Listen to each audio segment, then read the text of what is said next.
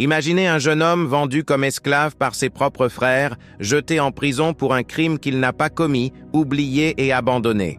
Pourtant, en une seule journée, Dieu l'a transformé en premier ministre d'Égypte. L'histoire de Joseph nous prouve que peu importe votre situation actuelle, Dieu peut encore changer votre vie de manière spectaculaire. Restez jusqu'à la fin, abonnez-vous à Maison de la prière de la foi et activez la cloche pour ne rien manquer. Joseph était le fils préféré. Un statut symbolisé par une magnifique tunique offerte par son père, Jacob. Mais cette faveur a semé la graine de la jalousie dans le cœur de ses frères. Chaque fois qu'ils voyaient cette tunique colorée, leur ressentiment grandissait.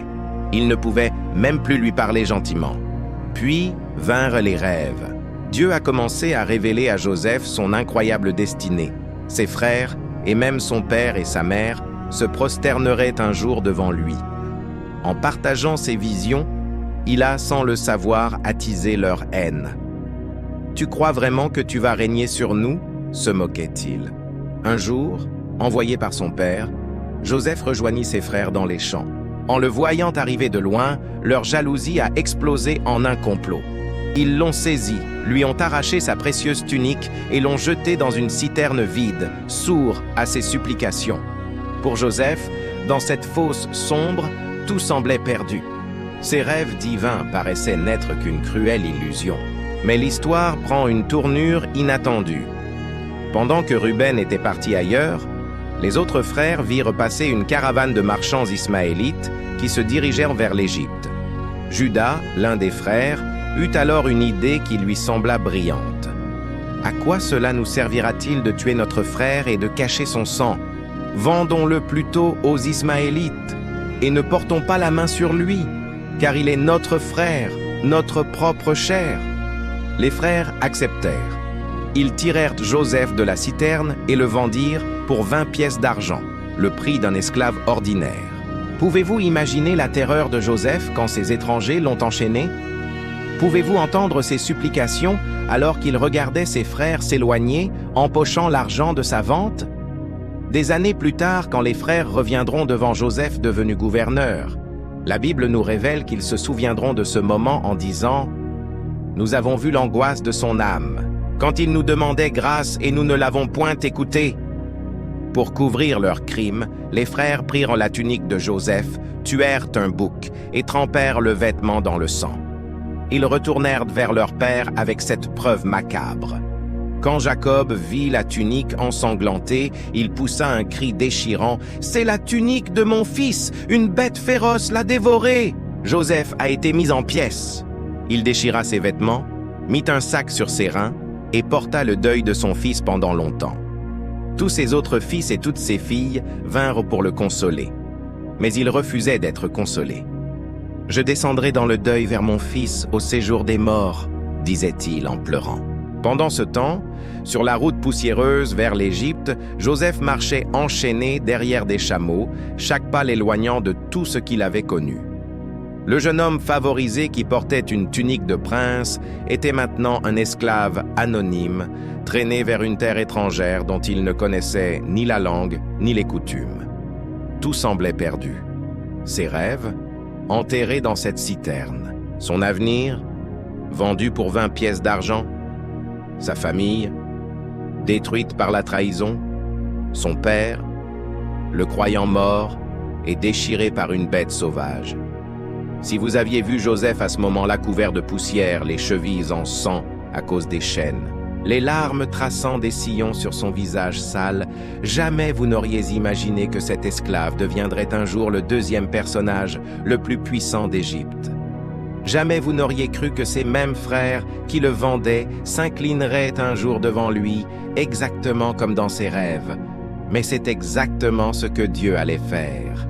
Voyez-vous, mes frères et sœurs, quand nous sommes dans notre fosse, quand nous sommes enchaînés par nos circonstances, quand tout semble s'effondrer autour de nous, nous ne pouvons pas voir ce que Dieu est en train d'orchestrer. Nous ne voyons que les chaînes, la poussière, la trahison, la douleur. Mais Dieu voit le palais qui nous attend. Il voit la promotion qui est en route. Il voit comment chaque épreuve est en train de nous transformer en la personne que nous devons devenir pour gérer les bénédictions qu'il a préparées pour nous.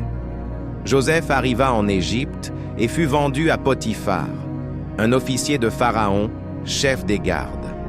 Et ici commence un nouveau chapitre de son histoire. Au lieu de devenir amer, au lieu de se rebeller contre Dieu, au lieu de baisser les bras et d'accepter sa condition d'esclave comme son identité finale, Joseph fit quelque chose de remarquable. Il servit fidèlement. Il donna le meilleur de lui-même, même dans la maison d'un maître qu'il avait acheté comme un objet. Et la Bible nous dit quelque chose de puissant. L'Éternel fut avec Joseph. Ces 5 mots changent tout. Peu importe où vous êtes, peu importe dans quelle fosse la vie vous a jeté, peu importe qui vous a trahi ou vendu, si l'Éternel est avec vous, votre histoire n'est pas terminée. Potiphar remarqua que tout ce que Joseph entreprenait réussissait. Il y avait quelque chose de différent chez cet esclave hébreu. Une sagesse, une intégrité, une compétence qui le distinguait. Potiphar lui donna progressivement plus de responsabilités jusqu'à ce qu'il le nomme intendant de toute sa maison. Imaginez cela, de la fosse à l'intendance d'une grande maison égyptienne. Joseph aurait pu penser, « Eh bien, c'est ici que mon histoire se termine. Je suis monté aussi haut qu'un esclave puisse monter. » Mais Dieu avait des plans bien plus grands. Car voyez-vous, la maison de Potiphar n'était qu'une école préparatoire pour le palais de Pharaon. Dieu formait Joseph à gérer les ressources, à diriger des gens, à prendre des décisions sages. Chaque jour dans cette maison était une formation pour son futur rôle de Premier ministre d'Égypte. Mais une nouvelle épreuve se profilait à l'horizon. La femme de Potiphar remarqua Joseph. Il était beau de stature et beau de figure, nous dit la Bible. Et cette femme, habituée à obtenir tout ce qu'elle voulait, jeta son regard sur Joseph avec des intentions impures. Jour après jour, elle le sollicitait. « Couche avec moi !» Mais Joseph, malgré tout ce qu'il avait enduré, malgré le fait qu'il aurait pu justifier une telle action en disant « Après tout ce que j'ai souffert, je mérite bien un peu de plaisir », Joseph resta fidèle à Dieu et à son maître. Sa réponse à cette femme révèle la profondeur de son caractère. Comment ferais-je un aussi grand mal et pécherais-je contre Dieu? Remarquez qu'il ne dit pas contre mon maître en premier, mais contre Dieu. Joseph comprenait que son intégrité n'était pas conditionnée par ses circonstances. Qu'il soit fils préféré ou esclave vendu, qu'il soit dans une fosse ou dans un palais, son engagement envers Dieu restait inébranlable. Mais un jour, alors que tous les serviteurs étaient à des sorties et que Joseph se retrouva seul dans la maison pour accomplir son travail, la femme de Potiphar le saisit par son vêtement en disant « Couche avec moi ». Joseph s'enfuit en laissant son vêtement entre ses mains. C'était la 2e fois qu'il perdait un vêtement à cause de l'injustice, d'abord sa tunique de prince arrachée par ses frères, maintenant son vêtement d'esclave arraché alors qu'il fuyait la tentation. La fureur d'une femme rejetée ne connaît pas de limite. Elle appela les gens de la maison et leur montra le vêtement en mentant « Cet esclave hébreu que mon mari a amené a voulu abuser de moi. Mais quand j'ai crié, il s'est enfui en laissant son vêtement. » Quand Potiphar rentra et entendit l'accusation de sa femme, sa colère s'enflamma. Sans procès, sans investigation, sans donner à Joseph la chance de se défendre, il le fit jeter en prison. De la fosse de ses frères à la maison de Potiphar et maintenant à la prison de Pharaon. Chaque fois que Joseph semblait remonter, une nouvelle injustice le faisait redescendre. Il avait fait ce qui était juste en rejetant les avances de cette femme, et voilà sa récompense, la prison. Combien d'entre nous auraient abandonné à ce stade? Combien auraient dit « Dieu, pourquoi? J'ai essayé de t'honorer, j'ai gardé mon intégrité, et voilà où cela me mène. » Mais encore une fois, la Bible nous donne ces mots puissants. L'Éternel fut avec Joseph dans la prison. Vous voyez, Dieu ne nous abandonne pas dans nos moments les plus sombres. Au contraire, c'est souvent dans la prison, dans la fosse, dans le désert que nous expérimentons sa présence de la manière la plus profonde. Joseph trouva grâce aux yeux du chef de la prison qui lui confia la responsabilité de tous les prisonniers. Même en prison, Joseph était promu. C'est là, dans cette prison, que Joseph rencontra le panetier et l'échanson de Pharaon qui avaient été emprisonnés. Une nuit, Ils firent tous deux des rêves étranges qui les troublèrent profondément. Le lendemain matin, quand Joseph les vit tristes, il leur demanda ce qui n'allait pas. Ils lui expliquèrent qu'ils avaient fait des rêves, mais qu'il n'y avait personne pour les interpréter. La réponse de Joseph révèle d'où venait sa force. « N'est-ce pas à Dieu qu'appartiennent les interprétations? Racontez-moi vos rêves. » Dieu donna à Joseph l'interprétation des deux rêves. L'échanson serait rétabli dans sa position dans 3 jours, mais le panétier serait pendu. Tout se passa exactement comme Joseph l'avait annoncé. Avant que l'échanson ne sorte de prison, Joseph lui fit une requête touchante. « Souviens-toi de moi quand tout ira bien pour toi. Parle de moi à Pharaon pour que je sorte de cette maison. Car j'ai été enlevé du pays des Hébreux, et ici même je n'ai rien fait pour qu'on me mette en prison. » L'échanson promit qu'il se souviendrait. Mais quand il fut rétabli dans sa position, quand il retrouva sa vie confortable au palais, quand il recommença à servir le vin à Pharaon, il oublia Joseph. La Bible dit « Le chef des échansons ne pensa plus à Joseph et il l'oublia. » 2 années passèrent. 2 longues années où Joseph resta dans cette prison, oublié par celui qui l'avait aidé. Imaginez chaque jour qui passait, chaque fois que Joseph entendait les clés de la prison, se demandant si c'était enfin son tour de sortir. Chaque nuit, où il s'endormait sur la pierre froide, se rappelant les rêves que Dieu lui avait donnés des années auparavant, des rêves qui semblaient maintenant impossibles, ridicules même. Mais voici la vérité profonde que nous devons saisir. Dieu n'avait pas oublié Joseph. Chaque jour dans cette prison avait un but.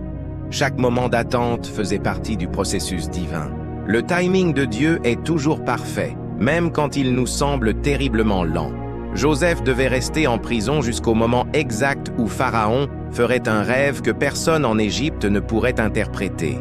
Un rêve qui amènerait Joseph du cachot au trône en un seul jour. Mes bien-aimés de Maison de la prière de la foi, si vous êtes aujourd'hui dans votre propre fosse, dans votre propre prison, si vous avez été trahi, oublié, accusé injustement, je veux que vous sachiez ceci. Votre histoire n'est pas terminée. Tout comme Joseph, vous êtes peut-être en formation pour quelque chose de bien plus grand que vous ne pouvez l'imaginer. La fosse prépare pour le palais. La prison est l'antichambre de la promotion. Et l'Éternel est avec vous, même maintenant, orchestrant votre délivrance miraculeuse. Si cette histoire vous touche, abonnez-vous à Maison de la prière de la foi et activez la cloche des notifications. Laissez un like si vous croyez que Dieu peut encore transformer votre situation comme il l'a fait pour Joseph. Le meilleur reste à venir dans le chapitre 2. Réessayez. Chapitre 2. Du cachot au trône. Quand Dieu intervient 2 années s'étaient écoulées depuis que l'échanson avait quitté la prison en promettant de se souvenir de Joseph. 2 années de silence, d'attente, d'espoir qui s'amenuisaient jour après jour. Joseph avait maintenant environ 30 ans. Cela faisait plus de 13 ans qu'il avait été arraché à sa famille, vendu comme esclave, jeté en prison pour un crime qu'il n'avait pas commis. 13 longues années où les rêves de sa jeunesse semblaient s'être évaporés comme la rosée du matin sous le soleil brûlant d'Égypte. Mais cette nuit-là, dans le magnifique palais de Pharaon, quelque chose d'extraordinaire se produisit. Le roi d'Égypte, l'homme le plus puissant du monde connu à cette époque, se réveilla en sueur, le cœur battant violemment. Il venait de faire un rêve si étrange, si troublant, qu'il ne pouvait se rendormir. Dans son rêve, il se tenait près du Nil, quand 7 vaches grasses et belles sortirent du fleuve et se mirent à paître dans la prairie. Puis, 7 autres vaches sortirent après elles, maigres et laides, et elles dévorèrent les 7 vaches grasses. Pharaon se réveilla, troublé. Il réussit finalement à se rendormir, mais un second rêve vint le hanter. Cette fois, il vit 7 épis de blé pleins et beaux qui poussaient sur une même tige. Puis 7 épis maigres et brûlés par le vent d'Orient germèrent après eux, et les épis maigres engloutirent les 7 épis pleins. Quand Pharaon se réveilla au matin, son esprit était profondément agité. Il sentait que ses rêves n'étaient pas ordinaires, qu'ils portaient un message important. Mais lequel? Pharaon fit appeler tous les magiciens et tous les sages d'Égypte. Ces hommes étaient des experts en interprétation de rêves, formés dans les temples, gardiens des mystères anciens. Ils se présentèrent devant le trône avec leurs robes majestueuses, leurs amulettes et leurs formules magiques. Pharaon leur raconta ses rêves avec anxiété, attendant leur sagesse. Mais chose étonnante, pas un seul d'entre eux ne put donner une interprétation qui satisfasse le roi. Leurs méthodes, leurs connaissances ésotériques, leurs incantations, tout échoua face à ce rêve envoyé par le Dieu vivant. C'est à ce moment précis que quelque chose se déclencha dans la mémoire de l'échanson. 2 années d'oubli furent soudainement balayées. Il s'avança devant Pharaon et dit « Je vais rappeler aujourd'hui le souvenir de ma faute. Il y a 2 ans, lorsque Pharaon s'est irrité contre moi et contre le panétier et qu'il nous a fait mettre en prison, nous avons fait un rêve la même nuit, moi et lui. Il y avait là avec nous un jeune Hébreu, esclave du chef des gardes. Nous lui racontâmes nos rêves et il nous les interpréta. Les choses se passèrent comme il nous l'avait interprété. » Imaginez ce moment. Après 2 ans d'oubli, soudainement le nom de Joseph est prononcé dans le palais de Pharaon. Ce n'est pas une coïncidence, mes bien-aimés. C'est le timing parfait de Dieu. Si l'échanson s'était souvenu de Joseph plus tôt, Joseph serait peut-être sorti de prison, mais il n'aurait jamais rencontré Pharaon. Il aurait peut-être retrouvé sa liberté, mais il aurait manqué sa destinée. Dieu avait orchestré les choses de manière à ce que Joseph sorte de prison exactement au moment où Pharaon avait besoin de lui. Pharaon ordonna immédiatement qu'on aille chercher Joseph. Des soldats coururent vers la prison.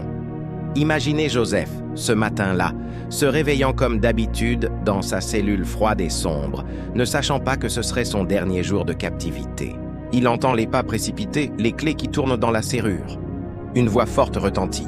« Joseph l'Hébreu, Pharaon te demande, prépare-toi immédiatement. Pharaon te demande, prépare-toi immédiatement. » Le cœur de Joseph dut bondir dans sa poitrine. Après 13 ans d'attente, après 13 ans d'injustice, après 13 ans où ses prières semblaient rester sans réponse, soudain, en un instant, tout change. On le fit sortir en hâte de prison. Il se rasa, changea de vêtements, car il ne pouvait paraître devant Pharaon dans ses haillons de prisonnier. En quelques minutes, Joseph passa du statut de prisonnier oublié à celui d'invité du roi. Quand Joseph entra dans la salle du trône, ce fut un moment chargé de destinée. D'un côté, le plus puissant monarque du monde, entouré de toute sa cour, de ses magiciens impuissants, de ses conseillers perplexes. De l'autre, un jeune Hébreu de 30 ans qui avait passé les 13 dernières années dans l'esclavage et la prison. Mais ce que personne dans cette salle ne pouvait voir, c'est que l'Esprit de Dieu reposait sur ce jeune homme de manière extraordinaire. Pharaon dit à Joseph, « J'ai fait un rêve, et personne ne peut l'interpréter. J'ai appris que tu peux interpréter les rêves. » Écoutez attentivement la réponse de Joseph, car elle révèle le secret de sa grandeur. « Ce n'est pas moi. C'est Dieu qui donnera une réponse favorable à Pharaon. » Après 13 ans d'injustice, Joseph aurait pu être amer, orgueilleux, désireux de prouver sa valeur. Mais non. La première chose qu'il fait, c'est de diriger l'attention vers Dieu. Il ne prend pas le crédit pour lui-même. Cette humilité, forgée dans la fosse et la prison, était exactement ce dont il avait besoin pour gérer la puissance qu'il était sur le point de recevoir. Pharaon raconta ses rêves en détail, les vaches grasses dévorées par les vaches maigres, les beaux épis engloutis par les épis brûlés. Et alors que tout le palais retenait son souffle, Joseph commença à parler. Ce n'était pas une spéculation, ce n'était pas une conjecture humaine. C'était la révélation pure qui coulait de ses lèvres. Le rêve de Pharaon est un. Dieu a fait connaître à Pharaon ce qu'il va faire. Les 7 vaches grasses sont 7 années et les 7 beaux épis sont 7 années. C'est un seul rêve. Les 7 vaches maigres qui montaient derrière elles sont 7 années, et les 7 épis vides, brûlés par le vent d'Orient, seront 7 années de famine. Joseph expliqua que Dieu annonçait à Pharaon qu'il y aurait 7 années d'abondance extraordinaire dans toute l'Égypte, suivies de 7 années de famine si terrible qu'elle ferait oublier toute l'abondance précédente. La famine serait si intense qu'elle consumerait le pays. Et si le rêve s'était répété 2 fois sous des formes différentes, c'est parce que la chose était arrêtée par Dieu et que Dieu se hâtait de l'exécuter. Mais Joseph ne s'arrêta pas là. Il ne se contenta pas d'interpréter le rêve. Il offrit une solution. Avec une sagesse qui ne pouvait venir que de Dieu, il conseilla Pharaon. Maintenant, que Pharaon choisisse un homme intelligent et sage et qu'il le mette à la tête de l'Égypte. Que Pharaon établisse des commissaires sur le pays pour prélever un 5e des récoltes de l'Égypte pendant les 7 années d'abondance. Qu'ils rassemblent tous les produits de ces bonnes années qui vont venir, qu'ils entassent du blé sous l'autorité de Pharaon, qu'ils le gardent dans les villes pour servir de nourriture. Ces provisions seront en réserve pour le pays, pour les 7 années de famine qui arriveront en Égypte, afin que le pays ne soit pas détruit par la famine. Le silence qui suivit était électrique. Pharaon et tous ses serviteurs regardèrent Joseph avec étonnement. Cet homme n'était pas simplement un interprète de rêve, c'était un visionnaire, un administrateur né, un leader naturel. Pharaon se tourna vers ses serviteurs et dit « Trouverions-nous un homme comme celui-ci, ayant en lui l'Esprit de Dieu ?» Remarquez que même ce roi païen reconnut que Joseph était habité par quelque chose de divin. Puis Pharaon se tourna vers Joseph et prononça des paroles qui allaient changer sa vie à jamais. Puisque Dieu t'a fait connaître toutes ces choses, il n'y a personne qui soit aussi intelligent et sage que toi. Je t'établis sur ma maison, et tout mon peuple obéira à tes ordres. Le trône seul m'élèvera au-dessus de toi. En d'autres termes, Joseph, tu deviens aujourd'hui le 2e homme le plus puissant d'Égypte. Tu as toute autorité. Seul mon trône me place au-dessus de toi. Ce qui se passa ensuite fut comme un tourbillon glorieux. Pharaon retira l'anneau de sa main et le mit à la main de Joseph, un anneau qui portait le sceau royal, donnant à Joseph l'autorité de signer des décrets au nom de Pharaon lui-même. Il le revêtit d'habits de fin lin. Quel contraste avec les haillons de prison qu'il portait quelques heures auparavant. Il lui mit un collier d'or au cou, le symbole visible de son nouveau statut. Il le fit monter sur son second char, et on criait devant lui « À genoux !» Tout le pays d'Égypte devait reconnaître son autorité. Pharaon changea même son nom égyptien, l'appelant Tsafnat-Paénéak, qui signifie « celui qui révèle les mystères » ou « sauveur du monde ». Il lui donna pour femme Asnath, fille de Potiphéra, prêtre d'On. Joseph, qui avait été esclave et prisonnier, devenait maintenant membre de l'élite égyptienne par mariage. Tout cela se passa en un seul jour où la main de Dieu transforma complètement sa situation. Pouvez-vous imaginer ce que Joseph ressentait? Le matin, il se réveillait prisonnier. Le soir, il se couchait premier ministre d'Égypte. Le matin, il portait des chaînes. Le soir, il portait l'anneau royal. Le matin, on le traitait comme un criminel. Le soir, les gens s'agenouillaient devant lui. C'est ce que j'appelle un renversement divin, quand Dieu intervient et change votre situation du tout au tout en un instant. Joseph avait maintenant 30 ans. Il sortit de la présence de Pharaon et parcourut tout le pays d'Égypte pour organiser le système de stockage. Pendant les 7 années d'abondance qui suivirent, la terre rapporta en masse. Joseph rassembla des quantités énormes de blé, comme le sable de la mer. C'était tellement abondant qu'il cessa de compter, car c'était sans nombre. Sa vision organisationnelle, sa sagesse administrative, son intégrité, tout ce qui avait été développé dans la maison de Potiphar et dans la prison, était maintenant utilisé à l'échelle d'une nation entière. Pendant ces années d'abondance, Asnath lui donna 2 fils. Le nom qu'il donna au premier révèle quelque chose de profond sur son cœur. Il l'appela Manassé, car, dit-il, « Dieu m'a fait oublier toutes mes peines et toute la maison de mon père. » Joseph ne portait plus l'amertume de son passé. Dieu l'avait guéri. Le second fils, il l'appela Éphraïm, car, dit-il, « Dieu m'a rendu fécond dans le pays de mon affliction. » Même sa souffrance était devenue source de fécondité. Les 7 années d'abondance s'écoulèrent, et les 7 années de famine commencèrent, exactement comme Joseph l'avait annoncé.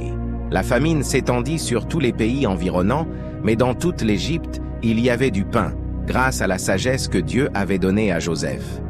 Quand les Égyptiens crièrent à Pharaon pour avoir du pain, il leur répondit « Allez vers Joseph et faites ce qu'il vous dira. » Joseph ouvrit tous les lieux de provision et vendit du blé aux Égyptiens. Mais la famine était terrible aussi dans tous les autres pays. Les gens de toutes les nations venaient en Égypte pour acheter du blé auprès de Joseph. Et parmi ces affamés qui venaient chercher de la nourriture, il y avait un groupe qui allait changer le cours de l'histoire de Joseph. Ses frères. Oui, ces mêmes hommes qui l'avaient vendu comme esclave allèrent bientôt se tenir devant lui, ne le reconnaissant pas dans sa gloire égyptienne. Jacob, leur père, entendit qu'il y avait du blé en Égypte. Il dit à ses fils, « Pourquoi vous regardez-vous les uns les autres? J'ai appris qu'il y a du blé en Égypte. Descendez-y pour nous en acheter, afin que nous vivions et que nous ne mourions pas. » 10 des frères de Joseph descendirent pour acheter du blé en Égypte. Mais Jacob ne laissa pas partir Benjamin, le plus jeune, le seul autre fils de Rachel, car il craignait qu'il ne lui arrive malheur. Depuis la mort de Joseph, Jacob était devenu excessivement protecteur envers Benjamin. Les fils d'Israël vinrent donc acheter du blé au milieu des autres personnes qui venaient, car la famine était dans le pays de Canaan. Joseph était le gouverneur du pays, c'était lui qui vendait du blé à tout le peuple. Quand les frères de Joseph arrivèrent, ils se prosternèrent devant lui, le visage contre terre. Pouvez-vous imaginer ce moment? Le rêve de Joseph, celui-là même pour lequel ses frères l'avaient haï au point de vouloir le tuer, était en train de se réaliser devant ses yeux.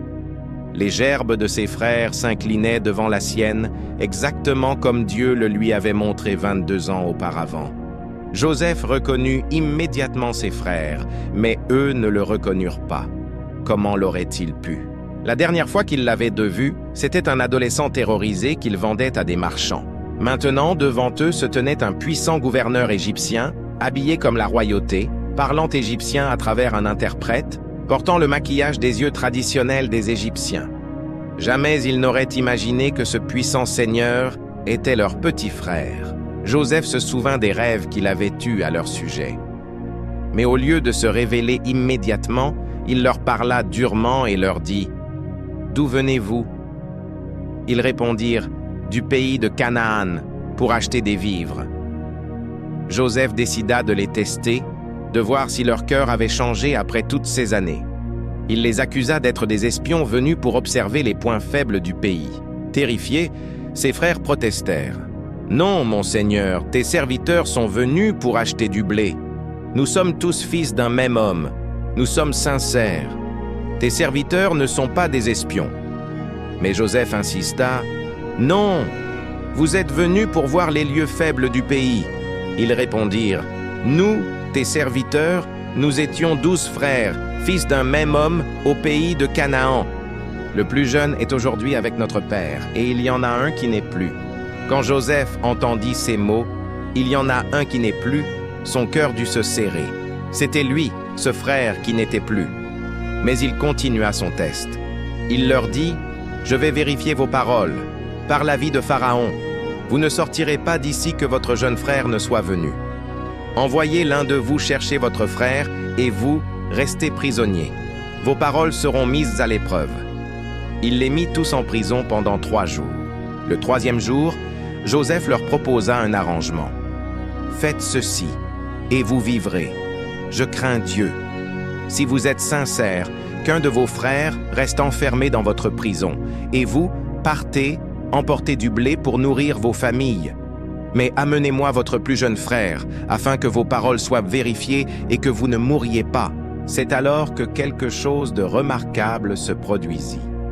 Les frères, croyant que Joseph ne comprenait pas l'hébreu puisqu'il parlait à travers un interprète, commencèrent à parler entre eux, et leurs paroles révélèrent que leur conscience les torturait depuis 22 ans. Oui, nous avons été coupables envers notre frère, car nous avons vu l'angoisse de son âme quand il nous demandait grâce et nous ne l'avons point écouté.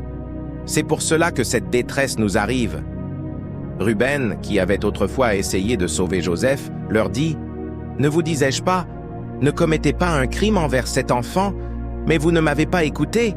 Maintenant son sang nous est redemandé. » Joseph les entendait, comprenant chaque mot, et il dut se détourner pour pleurer. Ses frères portaient la culpabilité de leur crime depuis plus de 2 décennies. Ils n'avaient jamais oublié ses supplications, ses cris de détresse. Joseph se reprit, revint vers eux et continua à leur parler. Il prit Siméon parmi eux et le fit enchaîner sous leurs yeux. Puis il ordonna qu'on remplisse leurs sacs de blé, qu'on remette l'argent de chacun dans son sac et qu'on leur donne des provisions pour le voyage. Ses frères chargèrent le blé sur leurs ânes et partirent. Mais quand l'un d'eux ouvrit son sac dans l'hôtellerie pour donner du fourrage à son âne, il vit son argent à l'entrée du sac. « Mon argent a été rendu !» cria-t-il à ses frères.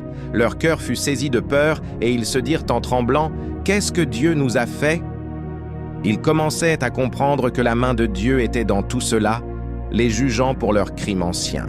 Quand ils arrivèrent chez Jacob leur père, au pays de Canaan, ils lui racontèrent tout ce qui leur était arrivé. En vidant leur sac, chacun trouva son argent. Quand ils virent leur bourse d'argent, eux et leur père furent effrayés. Jacob leur dit « Vous me faites perdre mes enfants. Joseph n'est plus, Siméon n'est plus, et vous prendriez Benjamin ? C'est sur moi que tout cela retombe. » Ruben essaya de rassurer son père. « Tu feras mourir mes 2 fils si je ne te ramène pas Benjamin. Remets-le entre mes mains et je te le ramènerai. » Mais Jacob refusa catégoriquement. « Mon fils ne descendra pas avec vous. Son frère est mort et il reste seul. S'il lui arrivait un malheur dans le voyage que vous allez faire, vous feriez descendre mes cheveux blancs avec douleur dans le séjour des morts. » Mais la famine continuait, sévère dans le pays. Quand ils eurent fini de manger le blé qu'ils avaient rapporté d'Égypte, Jacob leur dit « Retournez nous acheter un peu de vivres. » Juda lui répondit « Cet homme nous a formellement déclaré « Vous ne verrez pas ma face, à moins que votre frère ne soit avec vous. Si tu veux envoyer notre frère avec nous, nous descendrons et nous t'achèterons des vivres. Mais si tu ne veux pas l'envoyer, nous ne descendrons pas, car cet homme nous a dit « Vous ne verrez pas ma face, à moins que votre frère ne soit avec vous. » Jacob, le cœur brisé mais poussé par la nécessité, finit par céder. Juda lui donna sa parole solennelle. « Je réponds de lui, tu le redemanderas de ma main.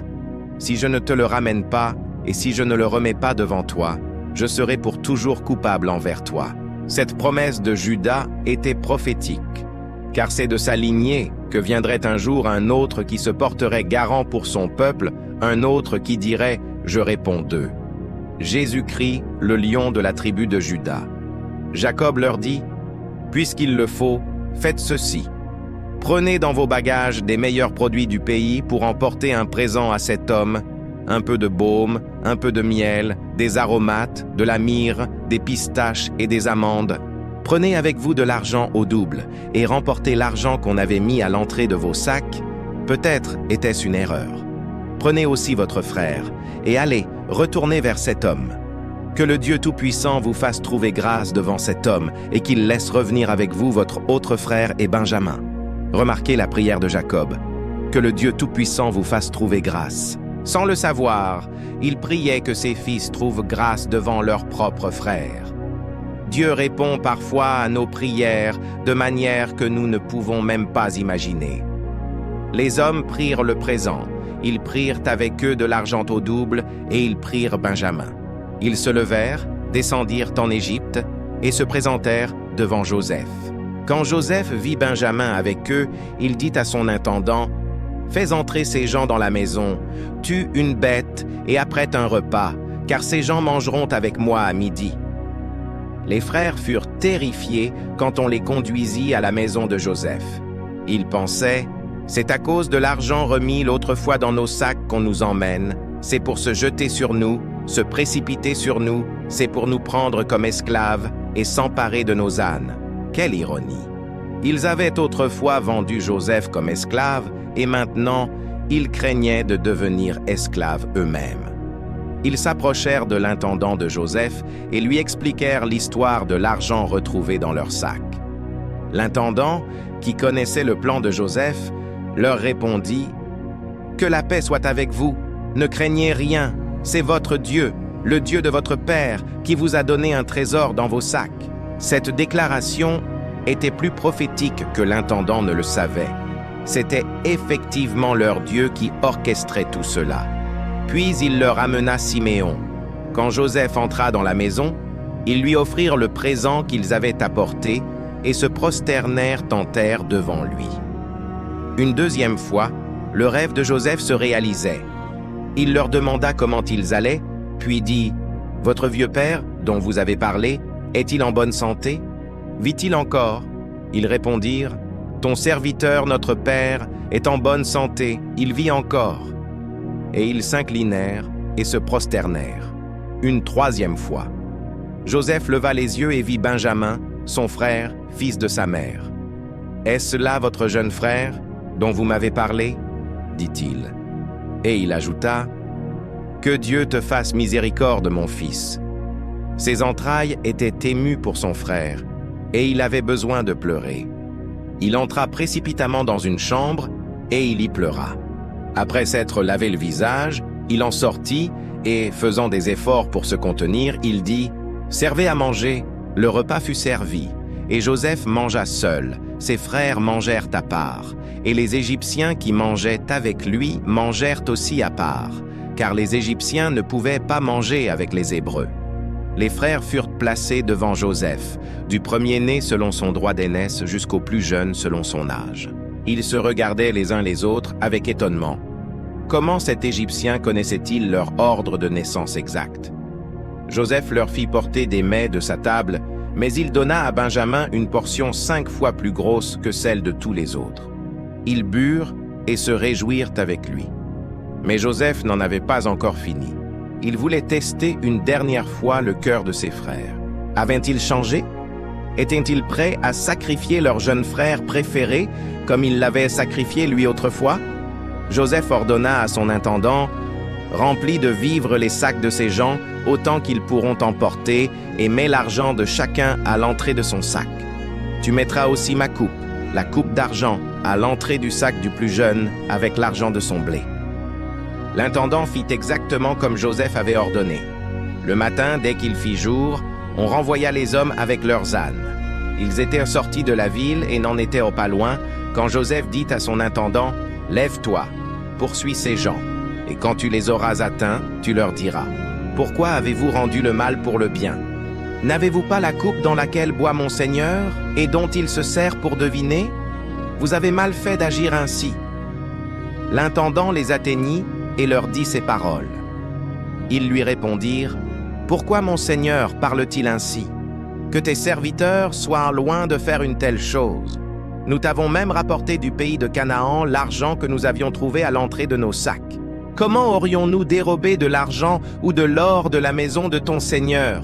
Que celui de tes serviteurs chez qui on trouvera la coupe meure et que nous soyons nous-mêmes esclaves de mon Seigneur. » Chacun se hâta de descendre son sac à terre et de l'ouvrir. L'intendant les fouilla, commençant par l'aîné et finissant par le plus jeune. La coupe fut trouvée dans le sac de Benjamin. Ils déchirèrent leurs vêtements en signe de désespoir absolu. Chacun rechargea son âne et ils retournèrent à la ville. Judas et ses frères arrivèrent à la maison de Joseph, qui était encore là, et ils se prosternèrent en terre devant lui. Joseph leur dit, « Quelle action avez-vous faite? Ne savez-vous pas qu'un homme comme moi a le pouvoir de deviner? » Judas répondit, « Que dirons-nous à mon Seigneur? Comment parlerons-nous? Comment nous justifierons-nous? Dieu a trouvé l'iniquité de tes serviteurs. Nous voici esclaves de mon Seigneur, nous et celui dans les mains de qui la coupe a été trouvée. » Remarquez les paroles de Judas. Dieu a trouvé l'iniquité de tes serviteurs. Il savait que ce n'était pas vraiment à propos d'une coupe volée. C'était le jugement de Dieu pour leur crime contre Joseph 22 ans auparavant qui les rattrapait enfin. Mais Joseph dit, « Que Dieu me garde de faire cela. L'homme dans les mains de qui la coupe a été trouvée sera mon esclave, mais vous, remontez en paix vers votre père. » C'était le moment de vérité. Allaient-ils abandonner Benjamin comme ils avaient abandonné Joseph? Allaient-ils retourner chez leur père et inventer une autre histoire pour expliquer la perte d'un autre fils préféré? C'est là que Judas fit quelque chose de magnifique, quelque chose qui prouva que son cœur avait changé. Il s'approcha de Joseph et dit: « Pardon, mon Seigneur, que ton serviteur puisse te parler. Ne t'irrite pas contre ton serviteur, car tu es comme Pharaon lui-même. » Et il réessayait, commença à raconter toute l'histoire. Comment leur père avait perdu un fils qu'il aimait, comment il refusait de laisser partir Benjamin de peur de le perdre aussi, comment lui, Judas, s'était porté garant pour le jeune homme. Puis Judas prononça des paroles qui brisèrent complètement le cœur de Joseph. « Maintenant, si je retourne auprès de ton serviteur, mon père, sans avoir le jeune homme avec nous, et si sa vie est liée à celle du jeune homme, il mourra en voyant que le jeune homme n'est pas avec nous. Tes serviteurs feraient descendre avec douleur les cheveux blancs de ton serviteur, notre père, dans le séjour des morts. Car ton serviteur s'est rendu garant pour le jeune homme auprès de mon père en disant: « Si je ne te le ramène pas, je serai pour toujours coupable envers mon père. » Écoutez maintenant le sacrifice incroyable que Judas était prêt à faire. Permets donc, je te prie, à ton serviteur de rester à la place du jeune homme comme esclave de mon Seigneur, et que le jeune homme remonte avec ses frères. Comment pourrais-je remonter vers mon père si le jeune homme n'est pas avec moi? Je ne pourrais pas supporter de voir le malheur qui accablerait mon père. Voilà la preuve que Joseph cherchait. Judas, celui-là même qui avait suggéré de vendre Joseph comme esclave, était maintenant prêt à devenir esclave lui-même pour sauver Benjamin. Le cœur de ces hommes avait complètement changé. Ils n'étaient plus les frères jaloux et cruels qui avaient jeté Joseph dans la fosse. Ils étaient devenus des hommes capables de sacrifier leur propre liberté pour protéger leur jeune frère et épargner à leur père une nouvelle souffrance. Joseph ne put plus se contenir devant tous ceux qui l'entouraient. Il s'écria: « Faites sortir tout le monde !» Il ne resta personne avec Joseph quand il se fit connaître à ses frères. Il éleva la voix en pleurant. Les Égyptiens l'entendirent, et la maison de Pharaon l'entendit. Le puissant gouverneur d'Égypte pleurait comme un enfant. Puis Joseph dit à ses frères: « Je suis Joseph !» Imaginez le choc, cet instant où le puissant seigneur égyptien leur révèle qu'il est leur petit frère. « Je suis Joseph. Mon père vit-il encore ?» Ses frères ne purent lui répondre, car ils étaient terrifiés en sa présence. La Bible dit littéralement qu'ils étaient troublés. C'est un euphémisme. Ils étaient paralysés de terreur. L'homme qu'ils avaient vendu comme esclave était maintenant le deuxième personnage le plus puissant d'Égypte et tenait leur vie entre ses mains. Joseph, voyant leur terreur, leur dit avec douceur: « Approchez-vous de moi. » Ils s'approchèrent, tremblants. « Je suis Joseph, votre frère, que vous avez vendu pour être mené en Égypte. » Il ne leur cachait pas qu'ils savaient exactement ce qu'ils avaient fait. Mais écoutez ce qu'il dit ensuite. Ces paroles sont parmi les plus puissantes de toute la Bible. « Maintenant, ne vous affligez pas et ne soyez pas fâchés de m'avoir vendu pour être conduite ici, car c'est pour vous sauver la vie que Dieu m'a envoyé devant vous. » Vous entendez cela, mes bien-aimés? Joseph ne dit pas « vous m'avez vendu », il dit « Dieu m'a envoyé ».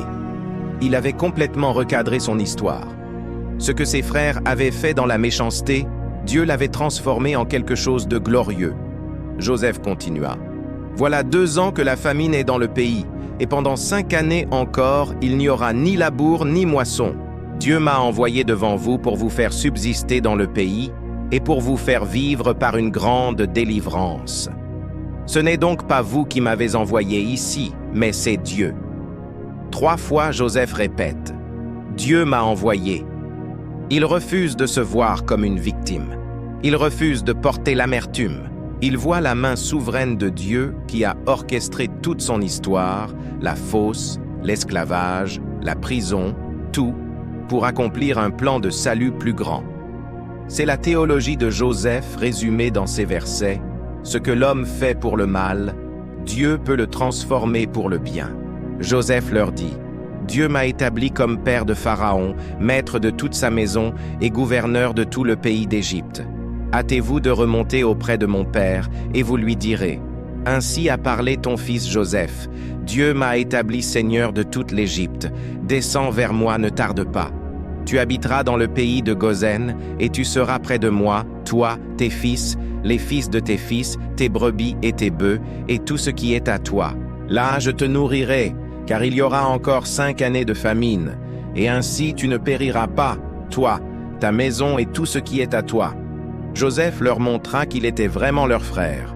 « Vous voyez de vos yeux, et mon frère Benjamin voit de ses yeux, que c'est ma bouche qui vous parle. » Puis il se jeta au cou de Benjamin son frère, et pleura. Benjamin pleura aussi sur son cou. Joseph embrassa tous ses frères en pleurant. C'était une réconciliation totale, complète. Après cela, ses frères s'entretinrent avec lui. Les barrières étaient débrisées, le pardon était accordé, la famille était restaurée. Le bruit se répandit dans la maison de Pharaon. Les frères de Joseph sont venus. Cela fut agréable à Pharaon et à ses serviteurs.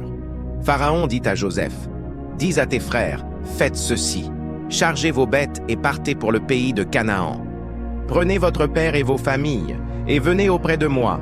Je vous donnerai ce qu'il y a de meilleur au pays d'Égypte, et vous mangerez la graisse du pays. » Joseph donna à ses frères des chars selon l'ordre de Pharaon, et il leur donna des provisions pour la route. Il leur donna à tous des vêtements de rechange, mais à Benjamin il donna 300 cycles d'argent et 5 vêtements de rechange. Il envoya à son père 10 ânes chargés de ce qu'il y avait de meilleur en Égypte, et 10 ânesses chargées de blé, de pain et de vivres pour son père pendant le voyage.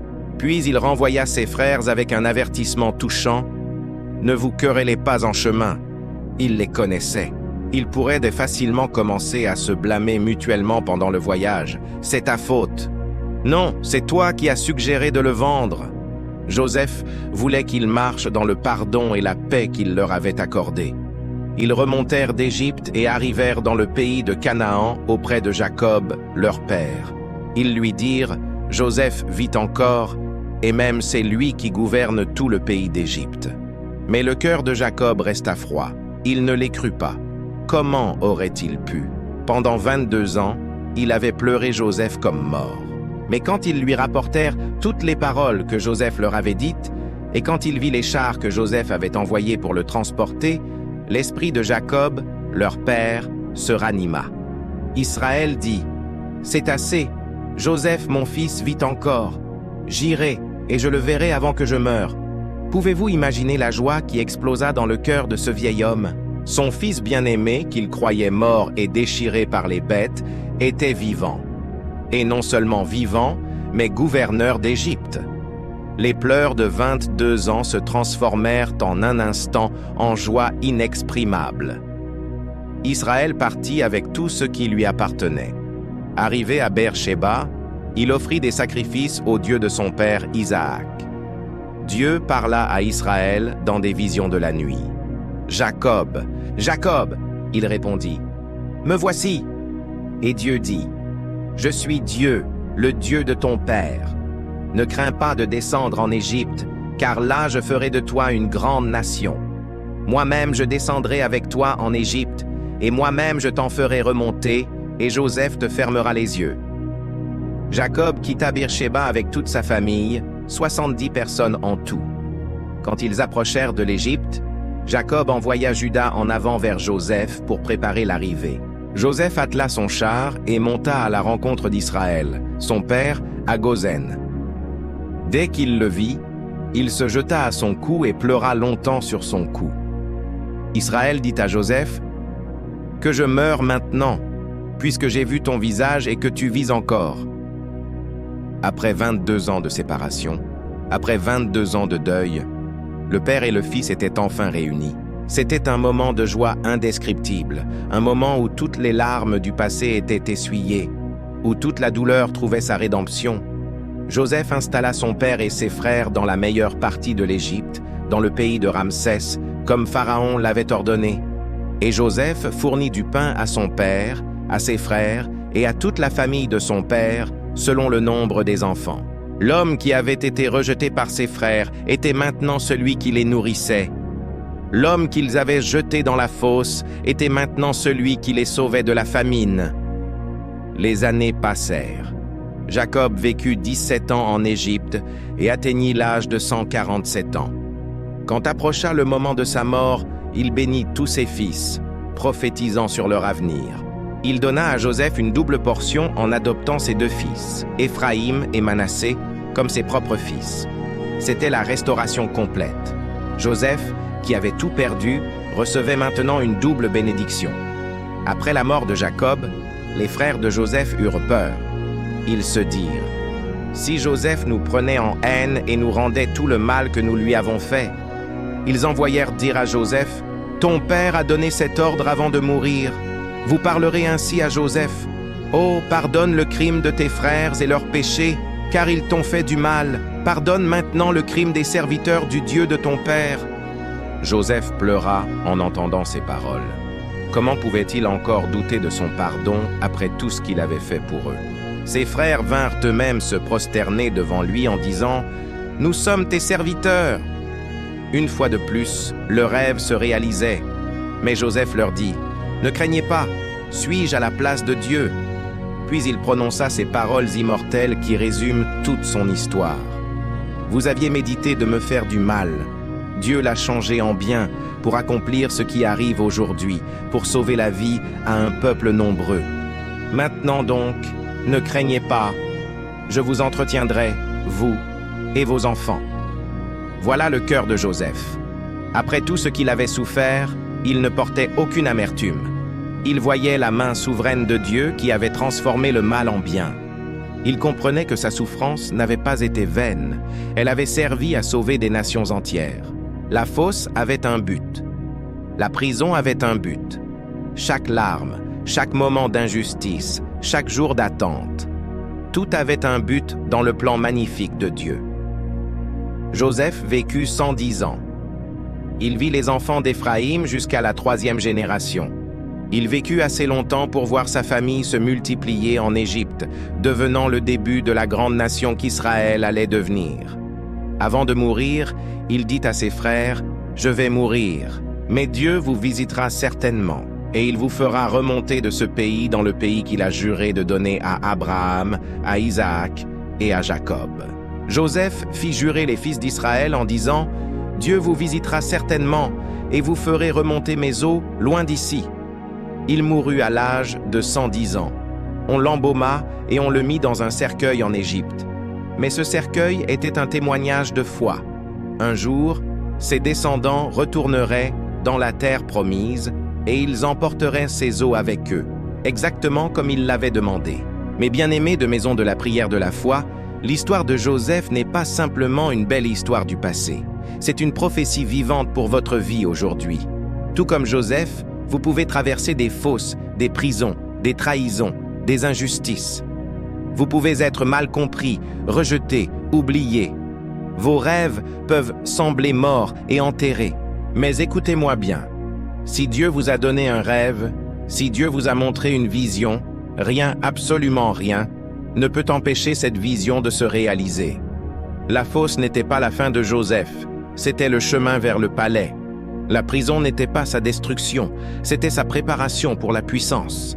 Les 13 années d'attente n'étaient pas perdues, elles forgeaient le caractère dont il aurait besoin pour gérer la promotion qui venait. Et Dieu peut faire exactement la même chose pour vous. Peut-être que vous êtes dans votre fosse aujourd'hui. Peut-être que vous avez été trahi par ceux qui auraient dû vous aimer. Peut-être que vous êtes dans une prison d'injustice, accusé de choses que vous n'avez pas faites. Peut-être que vous avez été oublié et que l'attente vous semble interminable. Mais je vous prophétise aujourd'hui au nom de Jésus. Votre temps de promotion arrive. Votre moment de renversement divin est proche. Dieu n'a pas oublié les rêves qu'il vous a donnés.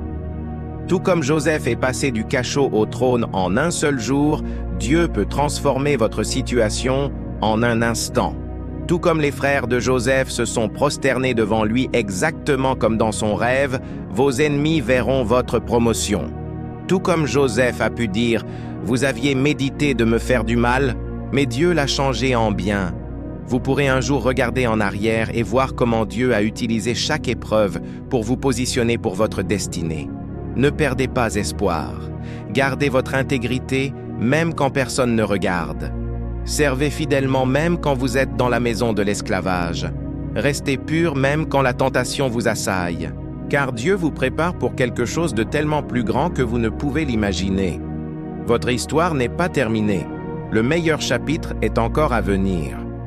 Si cette histoire a touché votre cœur, abonnez-vous à Maison de la prière de la foi et activez la cloche pour ne manquer aucune de nos vidéos inspirantes. Laissez un like si vous croyez que Dieu peut encore changer votre vie comme il a changé celle de Joseph. Partagez cette vidéo avec quelqu'un qui a besoin d'entendre que ses rêves ne sont pas morts. Commentez « Amen » si vous croyez que votre temps de promotion arrive. Que le Dieu de Joseph vous bénisse et accomplisse tous les rêves qu'il a mis dans votre cœur. Réessayez, Claude peut faire des erreurs. Assurez-vous de vérifier ses réponses.